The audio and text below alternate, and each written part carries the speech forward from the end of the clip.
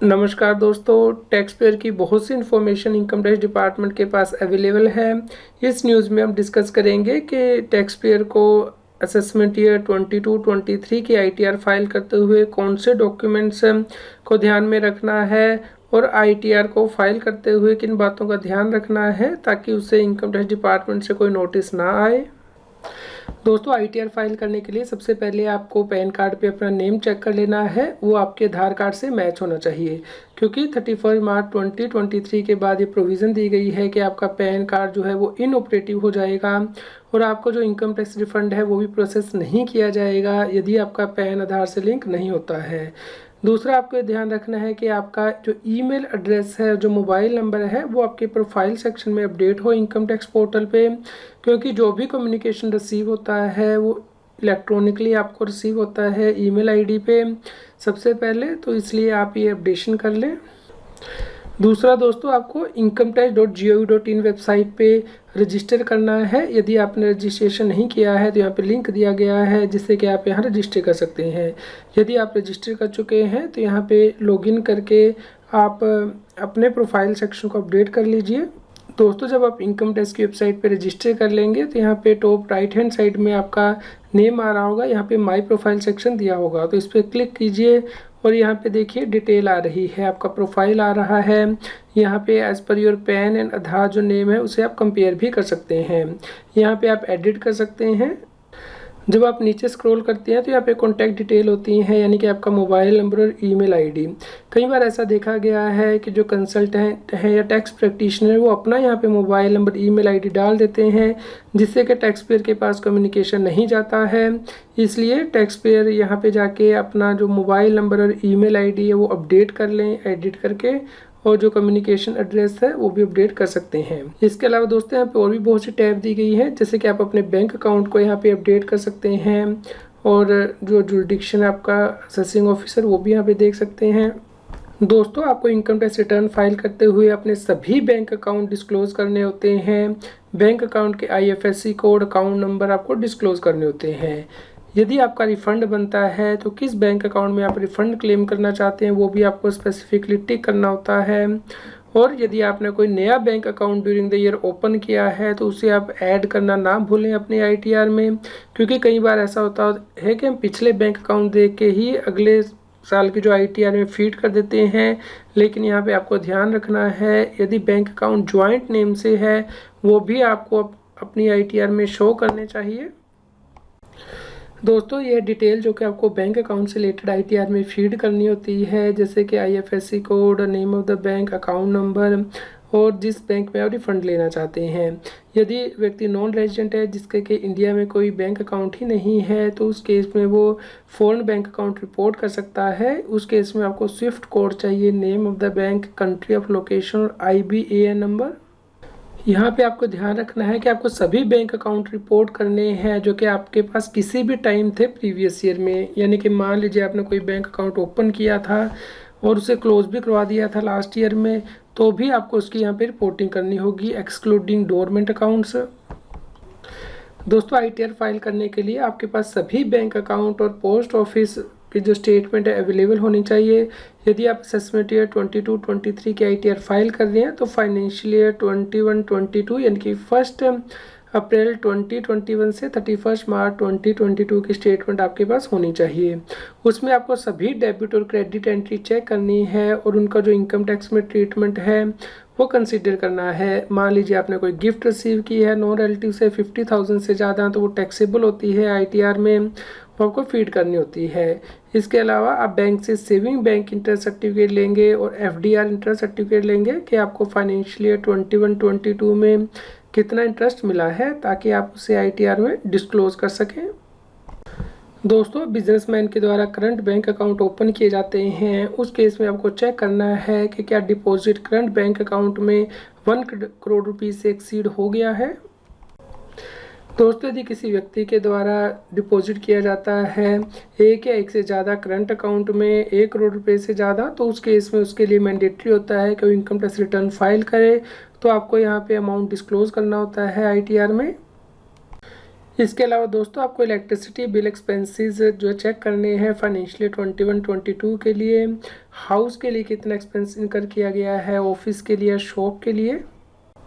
Income tax act के अंतर्गत ये प्रोविज़न दी गई है कि यदि व्यक्ति एक्सपेंडिचर इनकर करता है इलेक्ट्रिसिटी कंजम्पशन पे 1 लाख रुपए से ज़्यादा, तो उस केस में उसके लिए ITR फाइल करनी मैंडेटरी होती है और आपको ये अमाउंट यहाँ पे डिस्क्लोज़ करना होता है ITR में। यदि किसी टैक्स पेयर के द्वारा फॉरेन ट्रैवल एक्सपेंस किए गए हैं तो आपके पास डिटेल होनी चाहिए कि उसने कितना एक्सपेंडिचर इनकर किया है ऑन ट्रैवल के लिए या फिर किसी और व्यक्ति के ट्रैवल के लिए। दोस्तों यदि कोई व्यक्ति अपने ट्रैवल के लिए या किसी और व्यक्ति के फॉरेन ट्रैवल के लिए एक्सपेंडिचर इनकर करता है 2 लाख रुपए से ज़्यादा का एग्रीगेट अमाउंट पूरे फाइनेंशियल ईयर में, उस केस में ITR फाइल करनी मैंडेटरी होती है और आपको यहाँ पे अमाउंट का डिस्क्लोजर देना होता है ITR में। दोस्तों ITR फाइल करने से पहले आपको अपना 26AS चेक कर लेना है, जिसमें कि आपकी इनकम का डिटेल आती है, जो TDS और TCS का टैक्स उसकी डिटेल आती है। आपने जो सेल्फ असेसमेंट टैक्स पे किया एडवांस टैक्स, वो आपके 26AS में रिफ्लेक्ट हो जाता है, आप इसे चेक कर लीजिए। इसके अलावा आप अपने एम्प्लॉय से फ़ोन नंबर 16 ले सकते हैं, जो कि सैलरी इनकम की डिटेल होती है, TDS सर्टिफिकेट है, और phone number 16A other than salary income and TDS है। जैसे कि बैंक ने यदि FDR के इंटरेस्ट इनकम पे TDS काटा है तो फ़ोन नंबर 16A आपको इशू करेगा। तो ये क्वार्टरली इशू होता है फ़ोन नंबर 16A, तो आप 4 क्वार्टर के 16A जो है वो कलेक्ट कर लीजिए बैंक से या अदर डिडक्टर से। और फ़ोन नंबर 16 तो एनुअली इशू होता है, तो आप ये कलेक्ट करने के बाद ही अपनी ITR फाइल करें। और इस सभी को आप एनुअल इन्फॉर्मेशन स्टेटमेंट के साथ चेक कर लें कि उसमें क्या इनकम आपकी रिपोर्ट हो रही है। दोस्तों फ़ोन नंबर 26AS चेक करने के लिए आप इनकम टैक्स की वेबसाइट पे लॉगिन करेंगे, ई फाइल में जाएंगे, इनकम टैक्स रिटर्न में जाएंगे, यहाँ पे व्यू फॉर्म 26AS पे क्लिक करेंगे, जिसके बाद कि आपको TDS CPC की वेबसाइट पे रीडायरेक्ट कर दिया जाएगा। वहाँ पे आप असेसमेंट ईयर 22-23 का जो TDS या इनकम आ रही है वो चेक कर सकते हैं। यहाँ पे आप व्यू 26AS टैक्स क्रेडिट पे क्लिक करेंगे, उसके बाद आप यहाँ पे असेसमेंट ईयर चूज़ करेंगे 22-23 और यहाँ पे HTML चूज़ करके व्यू कर सकते हैं। यहाँ पे आपकी जो इनकम है वो देख सकते हैं, उस पर जो TDS कटा है वो देख सकते हैं। यहाँ पे जो सामने प्लस बटन दिया गया है आप इसे एक्सपेंड कर सकते हैं, देख सकते हैं कि किस डेट को कितना TDS काटा गया है। दोस्तों एनुअल इन्फॉर्मेशन स्टेटमेंट चेक करने के लिए आपको यहाँ पे इनकम टैक्स के पोर्टल पे लॉगिन करके सर्विस टाइम में जाना है। सबसे लास्ट में AIS यानी कि एनुअल इन्फॉर्मेशन स्टेटमेंट चेक करनी है। उसके बाद आपको इस वेबसाइट पे रीडायरेक्ट किया जाएगा, आपको यहाँ पे AIS पे क्लिक करना है। आप यहाँ पे देख सकते हैं फाइनेंशियली 21-22 आ रहा है, यदि नहीं आ रहा तो आप यहाँ पे ड्रॉप डाउन से जो है सिलेक्ट कर सकते हैं फाइनेंशियल ईयर, और यहाँ पे जो है टैक्स पेयर इन्फॉर्मेशन समरी होगी जो कि समरी फॉर्मेट में होगी और उसकी डिटेल एनुअल इन्फॉर्मेशन स्टेटमेंट में होगी। तो आप यहाँ पे डबल क्लिक कर लीजिए या फिर आप इसे यहाँ से डाउनलोड भी कर सकते हैं स्टेटमेंट्स को। तो यहाँ पे टैक्स पेयर की जो डिटेल इनकम टैक्स डिपार्टमेंट के पास अवेलेबल है वो आ रही है। यहाँ पे डिफरेंट हेड के अंतर्गत जो कि आपको ऑफर करनी होती है, यहाँ पे जो एरो दिया गया है यदि आप इसे क्लिक करेंगे तो इसकी जो ड्रॉप डाउन है वो खुल जाएगी, एक्सपैंड हो जाएगा ये। तो अब यहाँ पे जब डबल क्लिक करेंगे तो इसकी जो डिटेल है उसके ऊपर ये आपको रीडायरेक्ट कर देगा। इस प्रकार दोस्तों आप इस इनकम को रिस्पेक्टिव हेड में ऑफर करेंगे। आप जैसे बैंक से आपको इंटरेस्ट इनकम मिली है तो बैंक के सर्टिफिकेट से चेक कर लीजिए कि क्या सही आ रहा है। सेल ऑफ लैंड और बिल्डिंग को रजिस्ट्री से चेक कर लीजिए। बिजनेस सीट को यदि आप GST की रिटर्न फाइल करते हैं टर्नओवर से जो है वो मैच कर लीजिए। दोस्तों यदि आप सैलरी इनकम दिखाते हैं तो इस केस में आपके पास फ़ोन नंबर 16 होना चाहिए, यानी कि सैलरी का TDS सर्टिफिकेट। यदि TDS सर्टिफिकेट एम्प्लॉय ने इशू नहीं किया है क्योंकि आपका TDS नहीं कटा है तो आप पे स्लिप से इसे मैच कर सकते हैं। बैंक में जो सीट एंट्री आई है इसमें यदि आपका PF एक्स्ट्रा कटा है तो आप उसे ऐड बैक करके ग्रोस जो इनकम है वो निकाल लीजिए। यदि आप HRA क्लेम कर रहे हैं ITR में तो रेंट रिसीट जो आपने है पे की है लैंडलॉर्ड को वो आपके पास होनी चाहिए।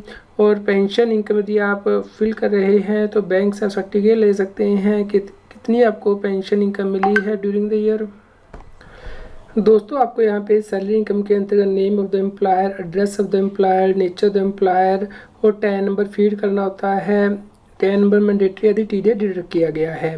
इसके अलावा आपको ग्रोस सैलरी का ब्रेकअप देना है, सैलरी कितनी है, परक्विजिस कितनी है, profit in lieu of salary कितनी है, और जो एग्जम्पशंस है सेक्शन 10 के अंतर्गत जैसे HRA एक्स्ट्रा की वो आप यहाँ पे एंटर करते हैं या फॉर्म नंबर 16 से एंटर कर सकते हैं। यहाँ पे आपको एंटरटेनमेंट अलाउंस, प्रोफेशनल टैक्स और जो स्टैंडर्ड डिडक्शन वो एंटर करनी है। दोस्तों यदि आप हाउस प्रॉपर्टी से इनकम दिखाते हैं तो क्या आपका जो घर है वो सेल्फ ऑक्यूपाई किया है या फिर रेंटेड है। यदि सेल्फ ऑक्यूपाइड है तो आप होम लोन के इंटरेस्ट की डिडक्शन क्लेम कर सकते हैं। इसके लिए आप बैंक से सर्टिफिकेट ले सकते हैं। इसके अलावा यदि आप रेंटेड दिखाते हैं तो आप रेंट रसीट आपके पास होनी चाहिए, कितना म्यूनसिपल टैक्स आपने पे किया है इसकी भी डिडक्शन आप ITR में क्लेम कर सकते हैं। दोस्तों हाउस प्रॉपर्टी के केस में आपको एड्रेस देना होता है प्रॉपर्टी का, और यदि प्रॉपर्टी को ओन की गई है तो name of the co owner, PAN, Aadhaar number, percentage share in property आपको देना होता है। प्रॉपर्टी सेल्फ ऑक्यूपाइड है, लेट आउट है, deem to be let out है, उस केस में आपको यहाँ पे नेम ऑफ द टेनेंट जो है वो देना होता है।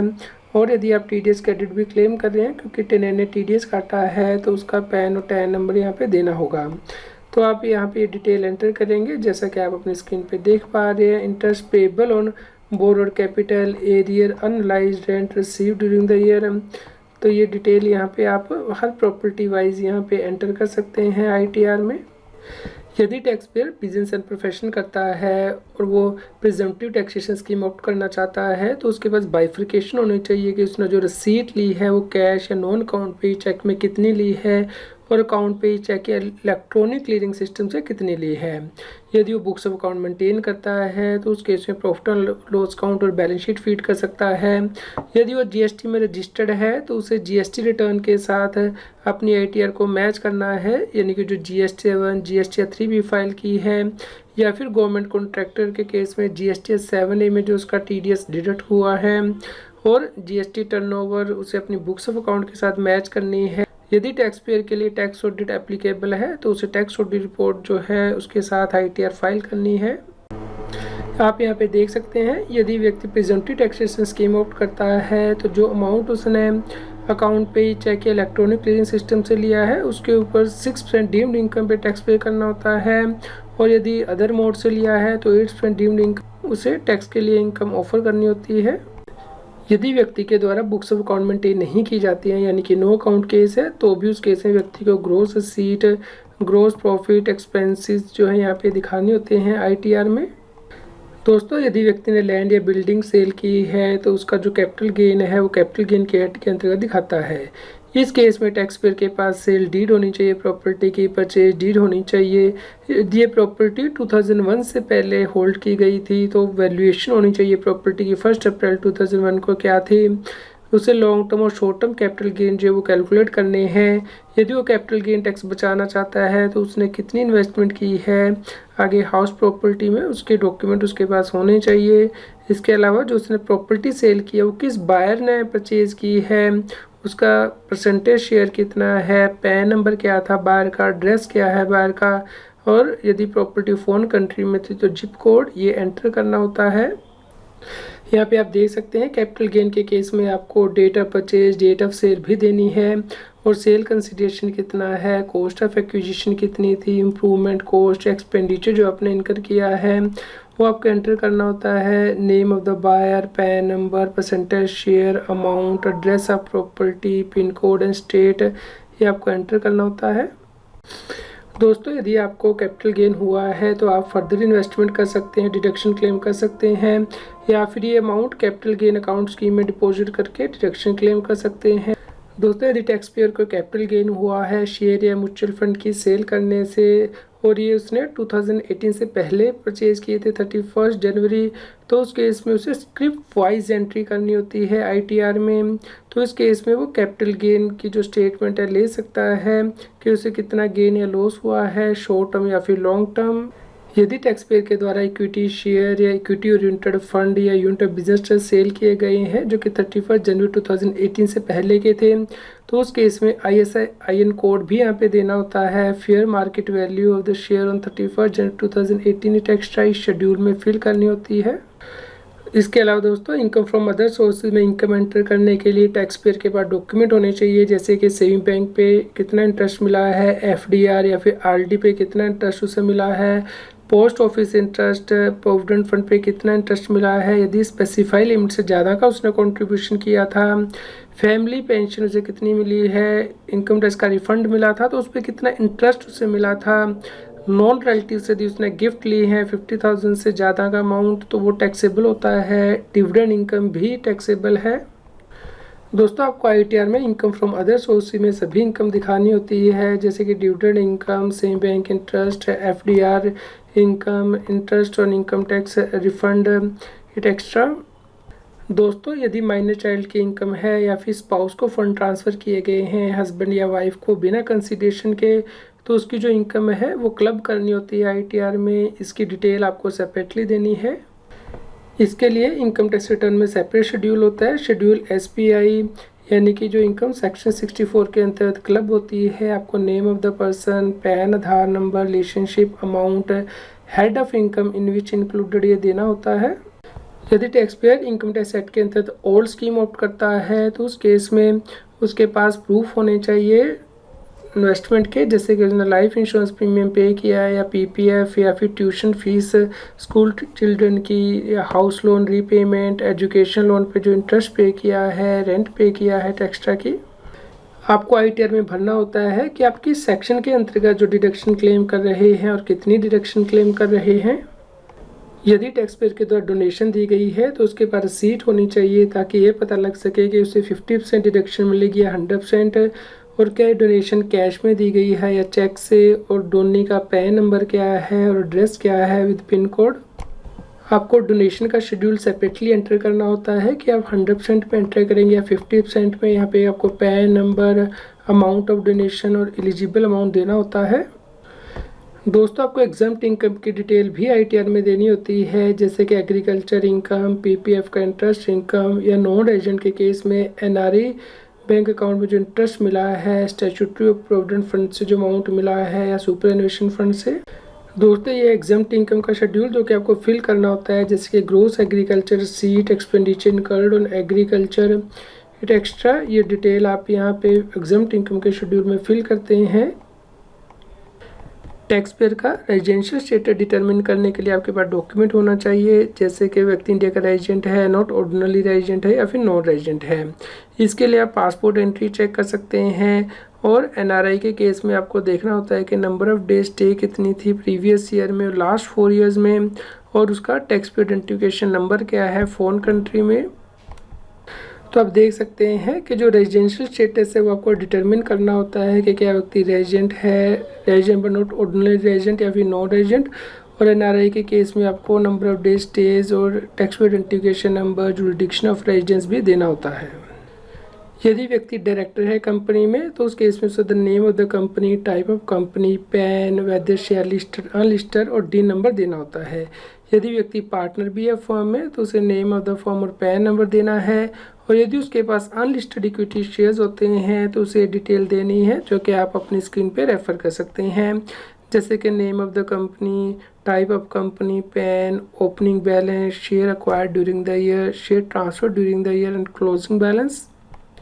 टैक्स पेयर को ये भी ऑप्शन एक्सरसाइज करनी होती है कि क्या वो नई स्कीम के अंतर्गत टैक्स पे कर रहा है फिर ओल्ड स्कीम के अंतर्गत है। यदि वो नई स्कीम ऑप्ट करता है बिजनेसमैन के लिए उसे फॉर्म नंबर 10IE पहले फाइल करना है, उसके बाद ही वो आईटीआर फाइल कर सकता है। दोस्तों इनकम टैक्स पेयर को ये भी चूज़ करना होता है कि वो कौन सी आईटीआर फाइल करेगा, डिपेंडिंग है उसकी इनकम किस सोर्स से है और कितनी है। तो इसके ऊपर मैंने सेपरेट वीडियो बनाई हुई है, आप रेफ़र कर सकते हैं इस चैनल CA सतबीर सिंह पे। दोस्तों इसके अलावा आपको कुछ और पॉइंट भी ध्यान रखने हैं। इनकम टैक्स रिटर्न में बहुत से चेंजेस किए गए हैं as compared to last year, जिसके ऊपर के मैंने सेपरेट वीडियो बनाई है, जो कि आप रेफ़र कर सकते हैं इसी चैनल पे। आप अपने पैन को आधार से लिंक कर लीजिए ताकि आप OTP से अपनी आईटीआर को वेरीफाई कर सकें। आप आईटीआर को जल्दी फाइल करें ताकि आप लेट फीस, पेनल्टी और इंटरेस्ट को अवॉइड कर सकें, लेकिन 15 जून से पहले मत फाइल कीजिए, क्योंकि इसके बाद ही आपका जो TDS, TCS या AIS जो है वो अपडेट होता है, तो उसे चेक करने के बाद ही आप आईटीआर फाइल करें। उम्मीद करते हैं दोस्तों आपके लिए यह न्यूज़ यूज़फुल रही होगी। कृपया लाइक कीजिए और शेयर कीजिए ताकि सभी लोगों तक ये जानकारी पहुंच पाए और वो ITR फाइल करने के लिए जो ज़रूरी डॉक्यूमेंट हैं वो अरेंज कर पाएँ। रेगुलर GST और टैक्स अपडेट के लिए इस चैनल को सब्सक्राइब करें। आप हमें Telegram app CA Satbir Singh टैक्सील पर ज्वाइन कर सकते हैं ताकि आप GST और इनकम टैक्स के रेगुलर अपडेट अपने मोबाइल पर ही प्राप्त कर सकें।